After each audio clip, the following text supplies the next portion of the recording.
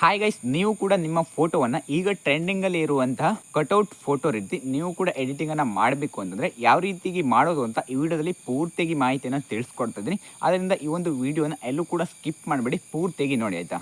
Guys, ವಿಡಿಯೋನ start ಮಾಡೋಣ. ಅದಕ್ಕಿಂತ ಮೊದಲು ನೀವು ನೋಡ್ತಾ ಇರೋದು ಭದ್ರನಾಯಕ್ ಯೂಟ್ಯೂಬ್ ಚಾನಲ್. ಫಸ್ಟ್ ಟೈಮ್ ನೋಡ್ತಾ ಇದ್ರೆ ಸಬ್ಸ್ಕ್ರೈಬ್ ಮಾಡ್ಕೊಳ್ಳಿ. ನಿಮ್ಮ ಫ್ರೆಂಡ್ಸ್, ಫ್ಯಾಮಿಲಿ ಮೆಂಬರ್ಸ್ ಆದಷ್ಟು ಎಲ್ಲರಿಗೂ ಕೂಡ ಈ ಒಂದು ವಿಡಿಯೋನ ಶೇರ್ ಮಾಡಿ, ಅವರಿಗೂ ಕೂಡ ಎಡಿಟಿಂಗ್ ಮಾಡೋದು ಗೊತ್ತಾಗಲಿ. ಗೈಸ್, ನೀವು ಈ ಒಂದು ಫೋಟೋನ ಎಡಿಟಿಂಗ್ ಮಾಡೋದಕ್ಕೆ ಆದಷ್ಟು ಫುಲ್ ಸೈಜ್ ಫೋಟೋನ ಎಡಿಟಿಂಗ್ಗೆ ಯೂಸ್ ಮಾಡ್ಕೊಳ್ಳಿ. ನೀವು ಫುಲ್ ಸೈಜ್ ಫೋಟೋನ ಯೂಸ್ ಮಾಡೋದ್ರಿಂದ ನಿಮ್ಮ ಫೋಟೋ ಆದಷ್ಟು ಚೆನ್ನಾಗಿ ಬರುತ್ತೆ ಆಯಿತಾ.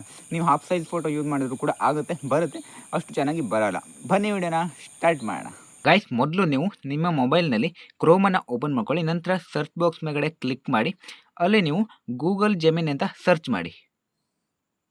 ಗೂಗಲ್ ಜೆಮಿನಿ ಅಂತ ಸರ್ಚ್ ಮಾಡಿದಾಗ ನಿಮಗೆ ಈ ರೀತಿ ಇಂಟರ್ಫೇಸ್ ಬರುತ್ತೆ. ಕೆಳಗಡೆ ನೋಡಿ, ಫಸ್ಟ್ ಆಪ್ಷನಲ್ಲಿ ಗೂಗಲ್ ಜೆಮಿನಿ ಅಂತ ಪರ್ಪಲ್ ಕಲರಲ್ಲಿ ಬಂದಿದೆ. ಆ ಗೂಗಲ್ ಜೆಮಿನಿ ಮೇಲ್ಗಡೆ ಕ್ಲಿಕ್ ಮಾಡಿ. ಅದರ ಮೇಲ್ಗಡೆ ಕ್ಲಿಕ್ ಮಾಡಿದಾಗ ಸ್ವಲ್ಪ ಲೋಡ್ ಆಗಿ ನಿಮಗೆ ಈ ರೀತಿ ಇಂಟರ್ಫೇಸ್ ಬರುತ್ತೆ.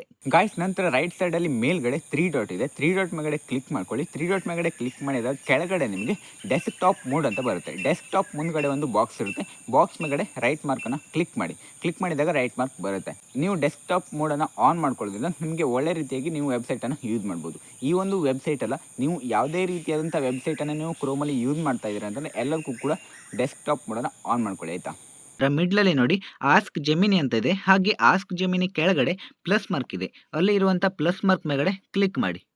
ಪ್ಲಸ್ ಮಾರ್ಕ್ ಮೇಲ್ಗಡೆ ಕ್ಲಿಕ್ ಮಾಡಿದಾಗ ನಿಮಗೆ ಇಲ್ಲಿ ಅಪ್ಲೋಡ್ ಫೈಲ್ ಅಂತ ಬರುತ್ತೆ. ಅಪ್ಲೋಡ್ ಫೈಲ್ ಮೇಲ್ಗಡೆ ಕ್ಲಿಕ್ ಮಾಡಿ.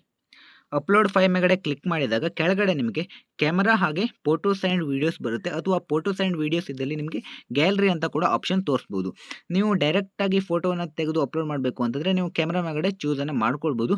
ನೀವು ಗ್ಯಾಲರಿಲಿರುವಂಥ ಫೋಟೋನ ಸೆಲೆಕ್ಟ್ ಮಾಡಬೇಕು ಅಂತಂದರೆ ಫೋಟೋಸ್ ಆ್ಯಂಡ್ ವೀಡಿಯೋಸ್ ಅಥವಾ ಗ್ಯಾಲರಿ ಮೇಲ್ಗಡೆ ಕ್ಲಿಕ್ ಮಾಡಿ.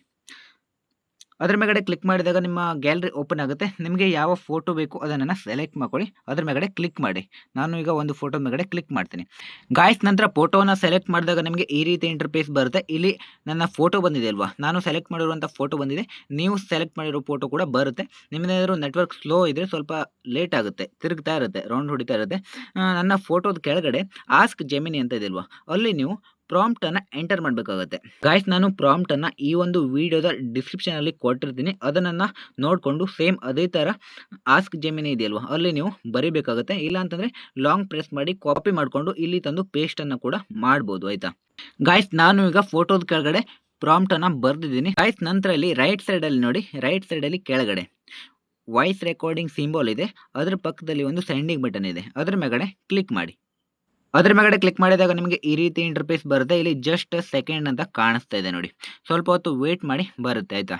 ಗಾಯ್ಸ್, ಈಗ ನೋಡಿ ಕೆಳಗಡೆ ಫೋಟೋ ಬಂದಿದೆ. ಸೇಮ್ ಅದೇ ರೀತಿಯಾಗಿ ಆ ಒಂದು ಫೋಟೋ ಮೇಲ್ಗಡೆ ಕ್ಲಿಕ್ ಮಾಡಿ. ಆ ಫೋಟೋ ಮೇಲ್ಗಡೆ ಕ್ಲಿಕ್ ಮಾಡಿದಾಗ ದೊಡ್ಡದಾಗಿ ಕಾಣುತ್ತೆ. ನಂತರ ನೀವು ಈ ಒಂದು ಫೋಟೋವನ್ನು ಡೌನ್ಲೋಡ್ ಮಾಡಿ ನಿಮ್ಮ ಗ್ಯಾಲರಿಯಲ್ಲಿ ಸೇವ್ ಮಾಡ್ಕೊಳ್ಬೇಕು ಅಂತಂದರೆ ಈ ಫೋಟೋದ ಮೇಲ್ಗಡೆ ನೋಡಿ, ಮೇಲ್ಗಡೆ ನಿಮಗೆ ಡೌನ್ಲೋಡ್ ಸಿಂಬಲ್ ಇದೆ ರೈಟ್ ಸೈಡಲ್ಲಿ ಮೇಲ್ಗಡೆ. ಆ ಡೌನ್ಲೋಡ್ ಸಿಂಬಲ್ ಮೇಲ್ಗಡೆ ಕ್ಲಿಕ್ ಮಾಡಿ. ಡೌನ್ಲೋಡ್ ಸಿಂಬಲ್ ಮೇಲ್ಗಡೆ ಕ್ಲಿಕ್ ಮಾಡಿದಾಗ ಡೌನ್ಲೋಡ್ ಫುಲ್ ಸೈಜ್ ಅಂತ ಬರುತ್ತೆ. ನಂತರ ಈ ಒಂದು ಫೋಟೋ ನಿಮ್ಮ ಗ್ಯಾಲರಿಗೆ ಹೋಗಿ ಸೇರಿಕೊಳ್ಳುತ್ತೆ. ಈಗ ನೀವು ನಿಮ್ಮ ಗ್ಯಾಲರಿಯಲ್ಲೂ ಕೂಡ ಈ ಒಂದು ಫೋಟೋನ ನೋಡ್ಕೊಳ್ಬೋದು. ಈಗ ನಿಮಗೆ ಗೊತ್ತೈತಲ್ವ ಯಾವ ರೀತಿಯಾಗಿ ಎಡಿಟಿಂಗನ್ನು ಮಾಡೋದು ಅಂತ. ಈ ವಿಡಿಯೋದಲ್ಲಿ ಏನೇ ಡೌಟ್ ಇದ್ರೂ ಕಾಮೆಂಟ್ ಮಾಡಿ. ಹಾಗೆ ಬೇರೆ ಯಾವುದಾದ್ರೂ ವೀಡಿಯೋಸ್ ಎಡಿಟಿಂಗ್ಗಳು ಬೇಕು ಅಂದರೂ ಕೂಡ ಕಾಮೆಂಟನ್ನು ಮಾಡಿ. ಗಾಯ್ಸ್, ಈ ಒಂದು ವಿಡಿಯೋನ ಎಲ್ಲರೂ ಕೂಡ ಶೇರ್ ಮಾಡಿ. ಹಾಗೆ ಆದಷ್ಟು ನನ್ನ ಚಾನಲನ್ನು ಸಬ್ಸ್ಕ್ರೈಬನ್ನು ಮಾಡ್ಕೊಳ್ಳಿ. ಎಲ್ಲರೂ ಕೂಡ ಥ್ಯಾಂಕ್ಸ್ ಫಾರ್ ವಾಚಿಂಗ್. ಮುಂದಿನ ವಿಡಿಯೋತೆ ಮತ್ತೆ ಸಿಗೋಣ. ಬಾಯ್ ಬಾಯ್.